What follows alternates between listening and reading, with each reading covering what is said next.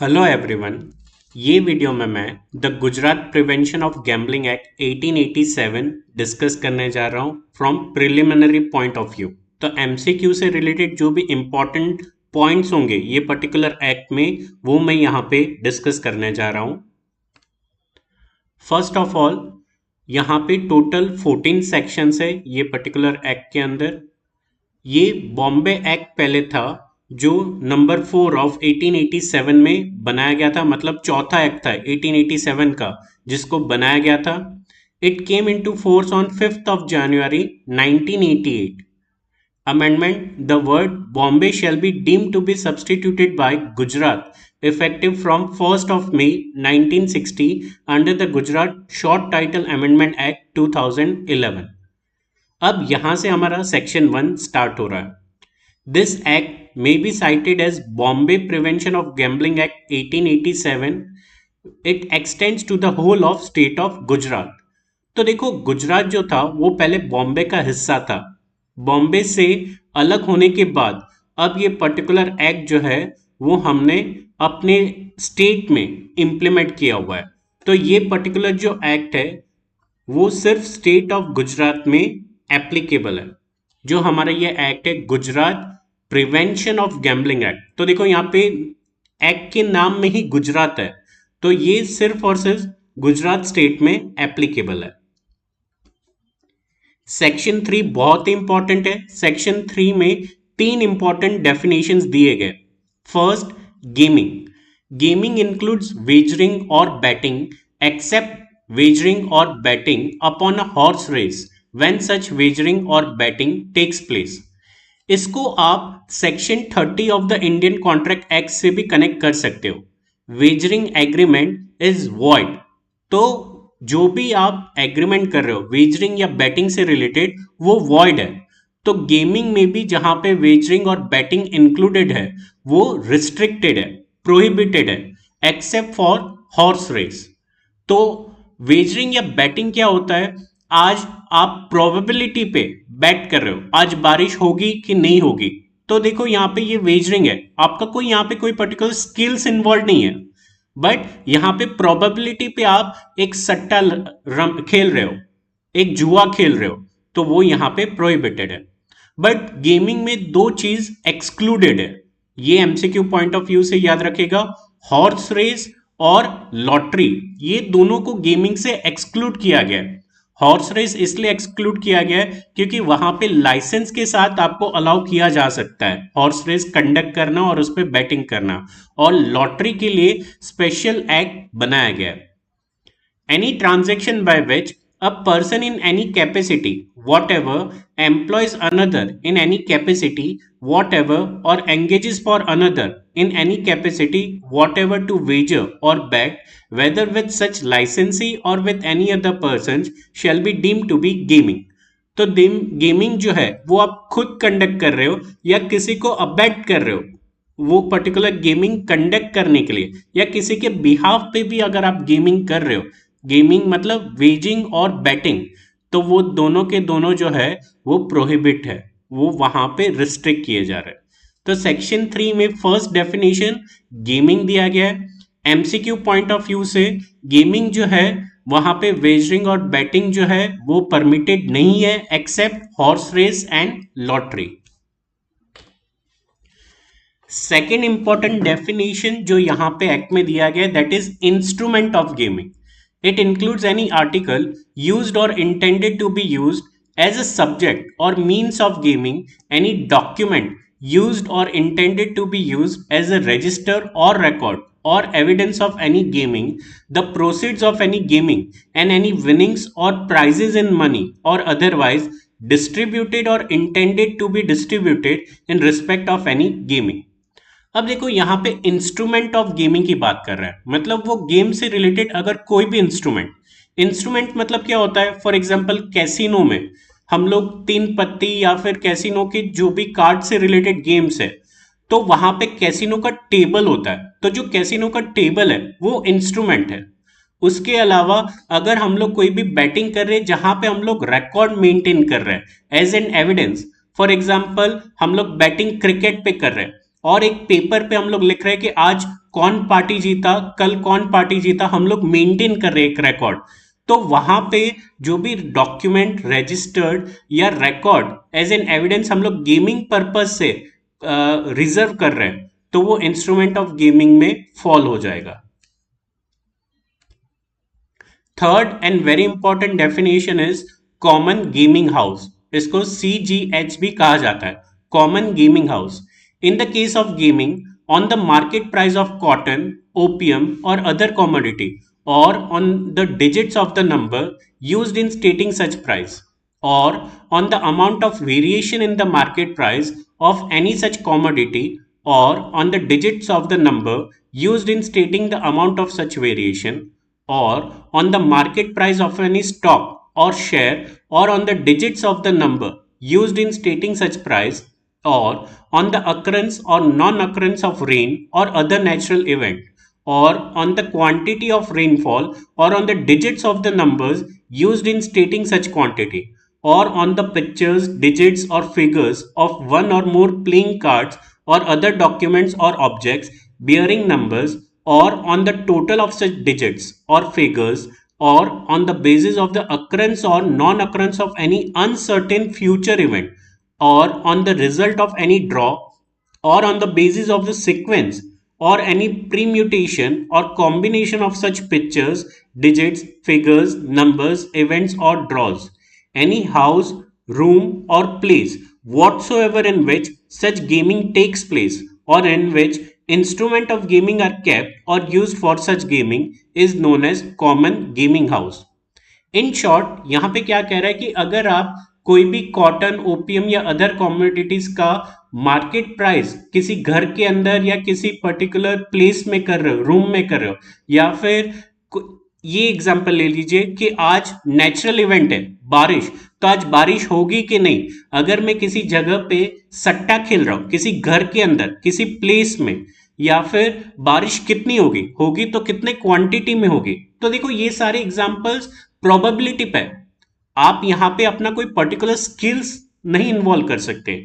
यहाँ पे प्रोबेबिलिटी पे है कि आज बारिश होगी या नहीं होगी, या फिर आज बारिश 5 सेंटीमीटर की या फिर 6, तो ये मैं बता नहीं सकता। It is not man made, natural है। बट फिर भी अगर मैं इन सारी चीजों पे बैटिंग कर रहा हूं और किसी घर के अंदर कोई पर्टिकुलर घर पे, तो वो जो भी घर, रूम या प्लेस गेमिंग के लिए इस्तेमाल किया जा रहा है उसको कॉमन गेमिंग हाउस कहता है। तारक मेहता में एक एपिसोड था जहां पे सारे गोकुल धाम वासी एक घर के अंदर 3 पत्ती खेल रहे थे। तो यहाँ पे जो भी गेम घर के अंदर खेला जाता है उसको क्या कहा जाता है, उसको कॉमन गेमिंग हाउस कहा जाता है। एक बहुत ही अच्छी मूवी भी थी फुकरे, उसमें इनिशियली बताया जा रहा था कि जो दो मेन एक्टर्स है वो किसी लॉटरी के घर में जा रहे हैं, वो लॉटरी के हाउस में जा रहे हैं लॉटरी खरीदने के लिए। तो वो जो भी हाउस है जहां पे लॉटरी टिकट्स दिया जा रहा है, हालांकि वो अलग ही एग्जांपल, बट मैं यहाँ पे हाउस से रिलेट कर रहा हूं। जो प्लेस पे वो लॉटरीज दी जाती है उसको क्या कहा जाता है, common gaming house. Section 3A, Section 3A talks about punishment for printing or publishing pictures, digits or figures relating to Volli Matka or other forms of gaming. Whoever prints or publishes in any manner whatsoever any pictures, digits or figures, or combination of pictures, digits or figures related to Volli Matka or any other form of gaming under the heading Shubha Rashi, or by adopting any other form or device, or disseminates or attempts to disseminate or abets dissemination of information relating to such pictures, digits or figures, or combination of pictures, digits or figures shall be punishable with imprisonment which may extend to 6 months and with fine which may extend to 1000 rupees. अब देखो volley मटका एक game है जो गुजरात में specially खेला जाता था। अगेन वो प्रोबेबिलिटी पे है, तो अगर कोई भी पर्सन प्रिंट या पब्लिश कर रहा है रिलेटेड टू वॉली मटका या शुभ राशि, या फिर वो खुद एडॉप्ट कर रहा है वो पर्टिकुलर गेम को, या डिसेमिनेट कर रहा है, या अटेम्प्ट कर रहा है या डिससेमिनेट या अबेट किसी और को भी प्रोत्साहन कर रहा है वो गेम खेलने के लिए, तो वहां पे वो पर्सन को 6 मंथ्स का पनिशमेंट या फाइन 1,000 रुपए का उसको मिल सकता है। मैंने लास्ट पीपीटी में स्लाइड में मैंने एक पूरा चार्ट बनाया हुआ है जहां पे पनिशमेंट से रिलेटेड फ्लो चार्ट है जो इजीली आप अंडरस्टैंड कर सकते हैं। तो सेक्शन 3A में वर्ली मटका से रिलेटेड आप कुछ भी प्रिंट पब्लिश या फिर किसी को एबेट या डिससेमिनेट कर रहे हो या अटेम्प्ट कर रहे हो तो इसकी punishment 6 months and fine up to ₹1,000 है। एमसीक्यू पॉइंट ऑफ व्यू से वर्ली मटका गेम है जो यहाँ पे रिस्ट्रिक्टेड है गुजरात में और उसकी punishment 6 months and fine up to ₹1,000 है। Section 4 talks about keeping common gaming house. Whoever opens, keeps or uses any house, room or place for the purpose of common gaming house, being the owner or occupier of any such house, room or place, knowingly or willfully permits the same to be opened, occupied, kept or used by any other person for the purpose aforesaid, has the care of management of or in any manner assist in conducting the business of any such house, room, or place opened, occupied, kept, or used for the purpose aforesaid, advances or furnishes money for the purpose of gaming with persons frequenting any such house, room, or place shall on conviction be punishable with imprisonment which may extend to 2 years and fine. अब देखो यहाँ पे common gaming house की बात करें CGH, अगर कोई भी पर्सन खुद अपने प्लेस पे यहाँ पे गेमिंग कंडक्ट करवा रहा है, चाहे वो खुद ओनर हो या ऑक्यूपायर हो या फिर वो कॉमन गेमिंग हाउस को मैनेज कर रहा हो या असिस्ट कर रहा हो या किसी और के प्लेस पे वो एडवांस कर रहा हो कॉमन गेमिंग हाउस से रिलेटेड, तो वहां पे उसकी पनिशमेंट क्या होगी? 2 साल का इम्प्रिजनमेंट एंड फाइन। अब सेक्शन 4 में फर्दर 3 सब पनिशमेंट्स बताए गए। अगर यहाँ पे सेक्शन 4 के अंदर कोई पहली बार ऑफेंस कंडक्ट करते हुए पकड़ा गया तो उसकी पनिशमेंट जो है 3 months of imprisonment and fine which shall not be less than ₹500।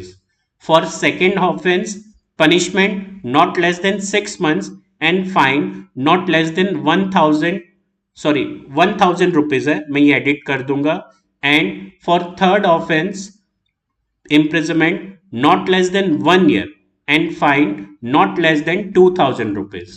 तो फर्स्ट ऑफेंस के लिए 3 months and 500 rupees fine, second offence के लिए 6 months and 1,000 rupees fine and third के लिए 1 year and 2,000 rupees fine. Nothing contained in the provisions of Probation of Offenders Act 1958 or in subsection 1, 4, 5 and 6 of section 360 of the Code of Criminal Procedure 1973 shall apply to any person convicted under this section. तो last video में मैंने probation of offenders act आपको explain किया हुआ है, वहां पे admonition और वहां पे प्रोबेशन की बात की हुई है। बट ये पर्टिकुलर एक्ट में अगर कोई ऑफेंस करते हुए पकड़ा गया तो वहां पे ना तो उसको प्रोबेशन का, ना तो उसको एडमोनिशन का, ना तो सेक्शन 360 ऑफ सीआरपीसी में प्रोबेशन का बेनिफिट उसको मिलेगा। In short section 4 of the Gujarat prevention of gambling act में अगर कोई भी ऑफेंस कमिट कर रहा है तो प्रोबेशन ऑफ ऑफेंडर्स एक्ट और कोड ऑफ क्रिमिनल प्रोसीजर में प्रोबेशन का जो क्लॉज है उसका बेनिफिट उसको नहीं मिलेगा। तो एमसीक्यू पॉइंट ऑफ व्यू से सेक्शन 4 में आपको पनिशमेंट याद रखना है। मैक्सिमम पनिशमेंट 2 years है, फर्स्ट ऑफेंस के लिए 3 months and fine up to 500 rupees, second offence के लिए 6 months and fine up to ₹1,000 and third offence के लिए 1 year and fine up to ₹2,000 है। Section 5 gaming in common gaming house. Whoever is found in any common gaming house gaming or present for the purpose of gaming shall on conviction be punishable with imprisonment which may extend to 9 months and with fine। अब यहाँ पे कोई gaming common gaming house में पकड़ा गया तो उसकी punishment बताया गया है सेक्शन 5 में। अब देखो कॉमन गेमिंग हाउस में मतलब जहां पे वो गेम कंडक्ट किया जा रहा है वो घर में, अगर आप गेम खेलते हुए पकड़ा गए या फिर सिर्फ वहां पे प्रेजेंट भी है तो वो प्रिज्यूम किया जाएगा कि आप वहां पे गेम खेल रहे हैं। सेक्शन 5 यहाँ पे प्रिजम्पशंस भी है। आप अगर किसी कॉमन गेमिंग हाउस में गेम खेलते हुए या फिर वहां पे सिर्फ मौजूद थे प्रेजेंट थे फिर भी पकड़ा गए तो वहां पे प्रिज्यूम किया जाएगा कि आप वहां पे गेम खेल रहे थे। तो वहां पे पनिशमेंट क्या है, 9 मंथ्स एंड विथ फाइन। यहां पे भी सब डिवाइड किया गया है पनिशमेंट को। अगर पहली बार कोई पकड़ा गया तो वहां पे punishment imprisonment for 2 months and fine not less than 300 rupees. For second offence 4 months and fine not less than 300 rupees, and for the third offense imprisonment not less than 9 months and fine not less than 300 rupees. Any person found in any common gaming house during gaming therein shall be presumed until the contrary। तो जैसे कि मैंने कहा कि आप game खेलते हुए पकड़े गए या सिर्फ वहां पे देख रहे थे ऑब्जर्व कर रहे थे बट गेमिंग हाउस में पकड़े गए तो वो प्रिज्यूम किया जाएगा कि आप वहां पे गेम खेल रहे थे। तो सेक्शन 5 से रिलेटेड अगेन पनिशमेंट से रिलेटेड एमसीक्यूज यहां पे पूछे जा सकते हैं।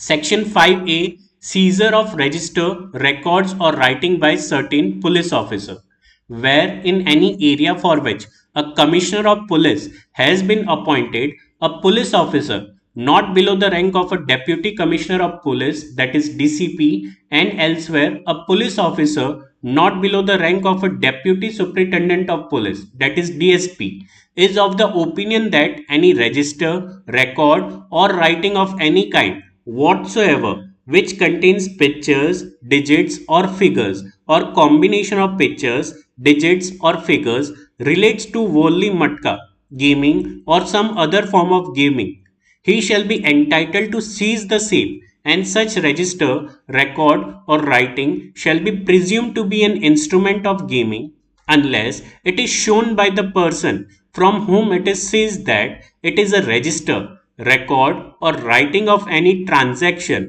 in connection with the lawful trade, industry, business, profession, or vocation, or of any lawful personal transaction of any person, or it is otherwise not an instrument of gaming। Section 5A यहाँ पे power of police की बात कर रही है, police के क्या क्या पावर्स है। तो सबसे पहले यहाँ पे किस पुलिस को पावर दी गई है, तो यहाँ पे 2 पुलिस ऑफिसर्स को पावर दिया गया है जो एमसीक्यू रिलेटेड क्वेश्चंस पूछे जा सकते हैं। Deputy commissioner of police DCP and second deputy superintendent of police DSP. दोनों को क्या पावर दिया गया है कि अगर वोल्ली मटका से रिलेटेड अगर कोई भी गेम या इंस्ट्रूमेंट ऑफ गेमिंग पकड़े गए तो वहां पे उससे रिलेटेड जो भी रजिस्टर्ड है, रिकॉर्ड्स है, वो राइटिंग में और उसको सीज भी कर सकते हैं। जो भी गेम या इंस्ट्रूमेंट ऑफ गेम वोल्ली मटका से रिलेटेड पाए गए हैं उसको रिकॉर्ड लेना, रजिस्टर्ड लेना और उसको सीज करने का पावर डीसीपी एंड डीएसपी के पास है। Section 6 again DCP and DSP को क्या पावर दे रहे हैं, power related to entry, search, seize and take into custody. Gaming house में गेमिंग से रिलेटेड कोई भी अगर इंस्ट्रूमेंट पकड़ा जाता है तो वो घर में गेमिंग हाउस में एंट्री करना, सर्च करना, सीज करना वो इंस्ट्रूमेंट्स को और अपने कस्टडी में लेना, वो सारे पावर सेक्शन 6 में पुलिस ऑफिसर को दिए गए। बट पुलिस ऑफिसर केवल 2 को पावर दिए गए, डीएसपी एंड डीसीपी। सेक्शन 6 है punishment for giving false names and address। If any person found in any common gaming house entered by a magistrate or officer of police under the provision of this act, upon being arrested by any such officer or upon being brought before any magistrate and on being required by such officer or magistrate to give his name and address, refuses or neglects to give the same or gives any false name or address, he shall, on conviction, be punished with a fine not exceeding 1000 rupees, and on non-payment of such fine, or in the first instance, if to the court passing the sentence it shall seem fit, with imprisonment for a period not exceeding 4 months. अब देखो यहाँ पे जब आपको arrest किया जा रहा है गेमिंग हाउस में, वो पर्सन को अरेस्ट किया जा रहा है और he is under the duty obligation to disclose the name and address. पकड़े जाने पे, अरेस्ट होने पे उसको अपना नाम और एड्रेस बताना है, चाहे ऑफिसर को या मैजिस्ट्रेट को। अगर वो अरेस्टेड पर्सन गलत नाम या एड्रेस डिस्क्लोज कर रहा है मैजिस्ट्रेट को या ऑफिसर को, तो उसके डिस्क्लोजर पे उसको 1,000 रुपए का जुर्माना फाइन किया जा सकता है। अगर 1,000 का जुर्माना वो नहीं दे पा रहा है on non payment of fine, अगर नहीं दे पा रहा है तो ही उसको इम्प्रिजमेंट 4 महीने की दी जा सकती है। तो देखो यहाँ पे डायरेक्ट इम्प्रिजमेंट नहीं है। सेक्शन 6A में सबसे पहले तो सिर्फ फाइन दिया गया, 1,000 रुपए का जुर्माना। अगर फाइन नहीं दे पा रहा है, नॉन पेमेंट ऑफ फाइन, तो ही उसको नॉन पेमेंट ऑफ फाइन के बदले पनिशमेंट 4 मंथ्स का इम्प्रिजमेंट दिया जा सकता है। Again section 6A talks about punishment but related to false names and addresses. Section 7 Presumption proof of keeping or gaming in common gaming house. When any instrument of gaming has been seized in any house, room, or place entered under Section 6 or about person of anyone found therein, and in the case of any other thing so seized, if the court is satisfied that the police officer who entered such house, room, or place has reasonable grounds for suspecting that the thing so seized was an instrument of gaming, the seizure of such instrument or things shall be evidence until the contrary is proved, that such house, rooms, or place is used as a common gaming house, and the person found therein when there present for the purpose of gaming, although no gaming was actually seen by the magistrate or the police officer or by any person acting under the authority of either of them. अब देखो section 7 यहाँ पे presumption of proof की बात कर रहा है। अगर कोई भी पुलिस ऑफिसर एंट्री, सीज और वहां पे इन्वेस्टिगेट कर रहा है, इंक्वायरी कर रहा है, और वो ड्यूरेशन में वो गेमिंग हाउस में कोई भी पर्टिकुलर इंस्ट्रूमेंट गेमिंग से रिलेटेड या वो पर्टिकुलर गेम को सीज किया जा रहा है, तो वहां पे प्रिज्यूम किया जाएगा कि आप वहां पे गेम खेल रहे थे। अगर कोई भी इंस्ट्रूमेंट सीज किया जा रहा है बाय द पुलिस ऑफिसर, तो वहां पे उसको एविडेंस के तौर पे लिया जाएगा और वहां पे प्रिज्यूम किया जाएगा कि आप गेम खेल रहे थे गेमिंग हाउस में, unless the contrary is proved. तो सेक्शन 7 में प्रिजम्पशन की बात कर रहा है। Section 8 on conviction for keeping और gaming in common gaming house, instruments of gaming may be destroyed. जहां पे भी गेम या गेमिंग हाउस में गेम खेलते हुए पकड़े जाते हैं, वहां पे पुलिस ऑफिसर अगर चाहे तो वो इंस्ट्रूमेंट्स को डिस्ट्रॉय कर सकते हैं। Section 9 talks about proof of playing for money not required for conviction. आप पैसों के लिए वो गेम खेल रहे थे, उसको साबित करना जरूरी नहीं है। अगर आप गेम खेलते हुए पकड़े गए, पैसे भले पकड़े नहीं जाए, फिर भी वो प्रॉपर एविडेंस है कि आपने वहां पे वायलेशन ऑफ एक्ट किया हुआ है। भले वहां पे पैसे नहीं पकड़े गए कि आप पैसों के लिए खेल रहे थे, बट अगर वो पर्टिकुलर गेम जो प्रोबेबिलिटी पे है, अगर खेलते हुए पकड़े जाते हैं तो वो प्रूफ हो जाता है कि आप गेम खेल रहे थे। Section 10 indemnification of certain witnesses. हालांकि मैंने इसको इसलिए डिटेल में नहीं एक्सप्लेन किया हुआ है क्योंकि ये तीनों प्रिलिमिनरी पॉइंट ऑफ व्यू से इतना इंपॉर्टेंट नहीं है। Section 12 talks about power to arrest without warrant for gaming and setting birds and animals to fight in public streets, seizure and destruction of instruments found. A police officer may apprehend and search without warrant any person found gaming or reasonably suspected to be gaming in any public street, through fair, or in any place to which the public have or are permitted to have access, or in any race course. Any person setting any birds or animals to fight in public street or thoroughfare, or in any place to which the public have or are permitted to have access. Any person there present aiding and abetting such public fighting of birds and animals. Any such person shall, on conviction, be punished both with fine which may extend to 300 rupees and with imprisonment which can extend to 3 months, and where such gaming consists or wagering or betting or any such transaction as is referred to in the definition of gaming given in section 3, any such person so found gaming shall on conviction be punished in the manner and to the extent referred to in section 4, and all monies found with such person shall be forfeited. अगर कोई भी person public place पे कोई particular game खेलते हुए पाया गया या फिर किसी बर्ड्स या एनिमल्स से फाइट करवाते हुए पब्लिक स्ट्रीट पे पाया गया, तो वहां पे पुलिस उसको तुरंत ही अरेस्ट कर सकती है विदाउट वारंट. पुलिस वहां पे search and arrest without warrant कर सकती है. कई बार आपको मूवीज में बताया गया कि कॉक फाइट या फिर bull fight, dogs versus dogs या फिर हैन वर्सेस हैन, पिजियंस वर्सेस पिजियंस, तो एनिमल्स के अगेंस्ट एनिमल का अगर कोई पर्टिकुलर गेम करवाया जा रहा है, फाइट किया जा रहा है और उस पर बैटिंग करवा रहे हैं, तो वहां पे वो इलीगल है, प्रोहिबिटेड है, वो नहीं किया जा सकता.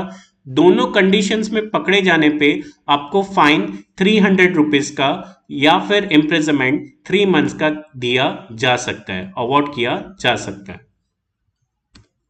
Section 12A talks about power to arrest without warrant for printing, publishing, or distributing any news or information. A police officer may apprehend without warrant any person who prints, publishes, sells, distributes, or in any manner circulates any newspaper, news sheet, or other document or any other news or information with the intention of aiding or facilitating gaming. Any such person shall, on conviction, be punishable in the manner and to the extent referred to in section 4, and any police officer may enter and search any place for the purpose of seizing and may seize all things reasonably suspected to be used or to be intended to be used for the purpose of committing an offense under this section. Again यहाँ पे police के power की बात कर रहा है, तो यहाँ पे पुलिस जो है वो अरेस्ट विदाउट वारंट कर सकता है अगर कोई भी पर्सन प्रिंट, पब्लिश, सेल या डिस्ट्रीब्यूट कर रहा है, चाहे न्यूज़पेपर में या न्यूज शीट में, रिलेटेड टू गेमिंग. मतलब कि वहां पे लॉटरी के नंबर्स, हालांकि लॉटरी एक्सक्लूडेड है, बट लॉटरी से रिलेटेड नंबर्स या फिर क्रिकेट बैटिंग से रिलेटेड अगर वहां पे कोई भी न्यूज़पेपर में प्रिंट कर रहा है या उसको सेल कर रहा है या डिस्ट्रीब्यूट कर रहा है, तो वहां पे पुलिस जो है उसको अरेस्ट कर सकती है और उसको punish section 4 of this act के अंडर कर सकती है. Section 13, saving of games of mayor skill.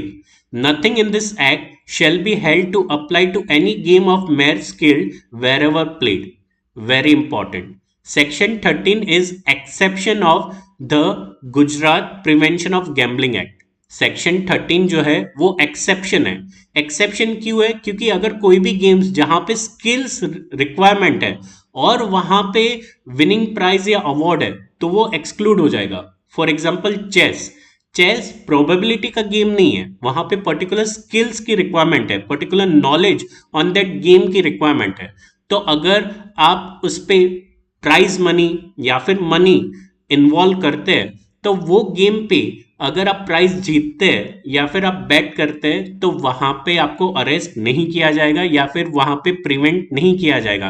क्यों? क्योंकि वो पर्टिकुलर गेम जो है स्किल से रिलेटेड है. एंड लास्टली रिपील्स एंड सेविंग्स की बात हो रही है सेक्शन 14 में. तो यहाँ पे कौन कौन से एक्ट को रिपील किया गया है? The gambling act, the public gambling act 1867, the Bombay prevention of gambling act 1887. अब देखो पनिशमेंट से रिलेटेड मैंने यहाँ पे एक चार्ट बनाया हुआ है जो इजी हो जाएगा आप लोगों के लिए from examination point of view. तो देखो the Gujarat prevention of gambling act में 3 चीजों में बाइफर्केशन किया गया है: punishment, power of police and presumption evidence. तो यहाँ पे 3 चीजों में मेजर सेक्शन बाइफर्केट किए गए. तो पनिशमेंट से रिलेटेड कौन कौन से सेक्शंस है? Section 3A which talks about prints or publishes any pictures, digits or figures or combination of pictures, digits or figures relating to Volli Matka or Shubha Rashi who disseminates or attempts to disseminate or abets dissemination of information relating to such pictures, तो इसकी punishment 6 months and fine up to ₹1000। तो सबसे पहले section 3A में वोली मटका से related अगर आप कुछ भी प्रिंट या पब्लिश कर रहे हो तो 6 months imprisonment and fine up to ₹1000 है। सेक्शन 4 में कॉमन गेमिंग हाउस से रिलेटेड अगर आप उसको ओपन या ओनर है या फिर उसको मैनेज कर रहे हो कॉमन गेमिंग हाउस को, या किसी और से पैसे लेके वहां पे गेम कंडक्ट करवा रहे हो वो कॉमन गेमिंग हाउस में, तो वहां पे imprisonment maximum up to 2 years and with fine. पहली बार अगर ऑफेंस करते हुए पकड़े गए तो 3 months imprisonment and ₹500 fine. Second offence के लिए 6 months imprisonment and ₹1000 fine. And for third offence 1 year imprisonment and ₹2000 fine. Section 5 में whoever is found in any common gaming house gaming और present for the purpose of gaming, चाहे खेलते हुए या फिर वहां पे सिर्फ ऑब्जर्व भी कर रहे हो, अगर कॉमन गेमिंग हाउस में पकड़े गए तो वहां पे imprisonment maximum up to 9 months and with fine. First offence के लिए 2 months imprisonment and ₹300 fine. Second offence के लिए 4 months imprisonment and ₹300 fine. And third offence के लिए 9 month imprisonment and ₹300 fine. Section 6A में if any person found in any common gaming house upon being arrested refuses or neglects to give the same or gives any false name or address, fine not exceeding ₹1000। तो देखो नाम disclose न करने पे या गलत नाम या एड्रेस डिस्क्लोज करने पे ₹1000 का जुर्माना। अगर ₹1000 आप नहीं पे कर पा रहे हो on non payment of fine तो ही आपको 4 month का इम्प्रिजमेंट मिलेगा, अदरवाइज यहां पे इम्प्रिजमेंट आपको नहीं दिया जा सकता। Section 12 power to arrest without warrant for gaming and setting birds and animals to fight in public streets, seizures and destruction of instrument found. तो पब्लिक प्लेस पे कोई भी एनिमल से रिलेटेड बैटल जिसपे आप बैटिंग कर रहे हो या गैम्बलिंग कर रहे हो, वहां पे fine which may extend to ₹300 and punishment which can extend to 3 months और बोथ। तो ₹300 का जुर्माना या 3 months का इम्प्रिजमेंट या दोनों आपको अवॉर्ड किया जा सकता है। तो एक रिकैप कर लेते हैं, क्विक रिकैप कर लेते हैं। तो देखो यहाँ पे Gujarat prevention of gambling act जो है वो बॉम्बे से हमने लिया हुआ है। ये particular act state of Gujarat में ही एप्लीकेबल है। सेक्शन 3 में 3 डेफिनेशंस दिए गए, gaming, instrument of gaming and common gaming house दिया गया है, अच्छे से उसको पढ़ लीजिएगा। एमसीक्यू पॉइंट ऑफ व्यू से पनिशमेंट्स पूछे जा सकते जो मैंने फ्लो चार्ट में आपको डिस्कस किया हुआ है, उसको एक बार रेफर कर लीजिएगा। उसके अलावा यहाँ पे पावर्स ऑफ पुलिस यहाँ पे कई सेक्शंस में बताए गए हैं। तो सेक्शन 5A में डीसीपी एंड डीएसपी के पास पावर है for seizure, search and investigate करने के लिए। तो देखो सेक्शन 6 में उनके क्या क्या पावर्स दिए गए हैं, 5M में कौन कर सकता है और 6 में क्या क्या कर सकता है, पावर्स डिस्कस किए गए। 6A पनिशमेंट अगेन आ गया है। सेक्शन 7 एविडेंस से रिलेटेड है, अगर कोई भी इंस्ट्रूमेंट पकड़ा गया, सीज किया गया तो वो एविडेंस के तौर पे लिया जाएगा, प्रिज्यूम किया जाएगा unless and until it has been contradicted. Section 8, section 9 again यहाँ पे प्रिजम्पशन की बात कर रहा है कि अगर आप पकड़े गए गेमिंग हाउस में और वहां पे ऑब्जर्व भी कर रहे हैं तो भी वो प्रिज्यूम किया जाएगा कि आप वहां पे खेल रहे थे। सेक्शन 8 में वो इंस्ट्रूमेंट जो भी सीज किया गया है अगर पुलिस ऑफिसर चाहे तो उसको डिस्ट्रॉय भी कर सकता है। सेक्शन 9 में कहा गया कि गेमिंग में अगर पैसे इन्वॉल्व हो या ना हो, money is not the prima facie evidence, the instrument is the proof itself that you were involve in gaming. Section 11 जो है वो रिपील हो चुका है इसलिए मैंने यहाँ पे मेंशन नहीं किया हुआ है।